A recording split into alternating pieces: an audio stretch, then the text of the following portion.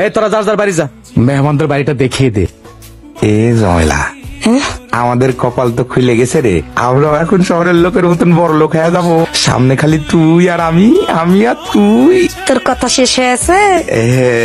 দুনিয়া তো কম দেখলাম না। গাছে কাঁঠাল রেখে মুছে তেল দিস না, বুঝলি? আগে হোক তারপর লেফাস। সারাটি থেকে যা কি করবি? থেকে কি করবো? বাক কাজ নাই, টাকা পেয়ে গেছে। ও স্যার, ঘরে আছেন নাকি? আছি। কে? স্যার আমি আবুল। দাঁড়ান, আসছি। আসসালামু আলাইকুম। ওয়ালাইকুম আসসালাম। আপনারা এখানে?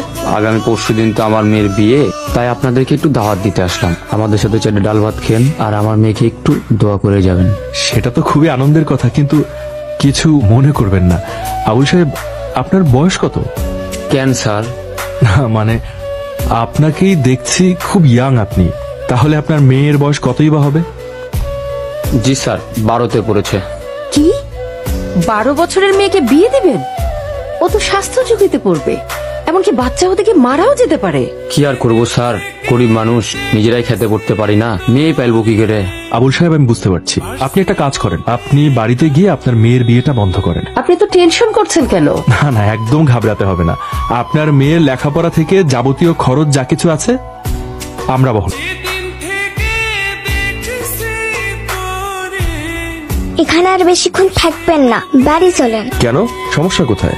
স্যার, পদ্মা কিন্তু মানুষ খায়। পদ্মা মানুষ খায় মানে? হ্যাঁ স্যার, কদিন আগে এই পদ্মা আমার ছোট ভাইকে গিলা খাইছে। কিভাবে? আমরা ওইখানে খেলছিলাম আর পটু বালু দিয়া ঘর বানাচ্ছিল। পটুকে? আমার ছোট ভাই স্যার। মা ইসা বলল বাড়ি যাওয়ার লাগে। আমি মায়ের সাথে বাড়ি গেলাম আর পটু রাগ কইরা থাইকে গেল। একটু পর মা এসে দেখছে পটু নাই।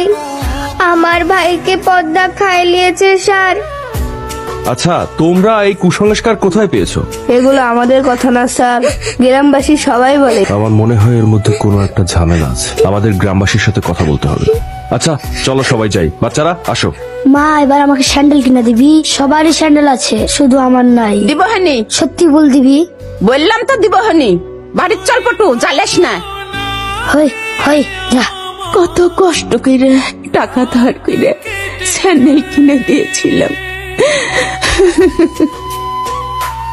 এই স্যান্ডেলটা কিনে দেওয়ার পর থেকে পটু পায়ে থেকে খুলতো না স্যার। যেদিন পদ্মাতে খায় নিল সেই দিনও পড়া ছিল। পদ্মা অনেকদিন থেকে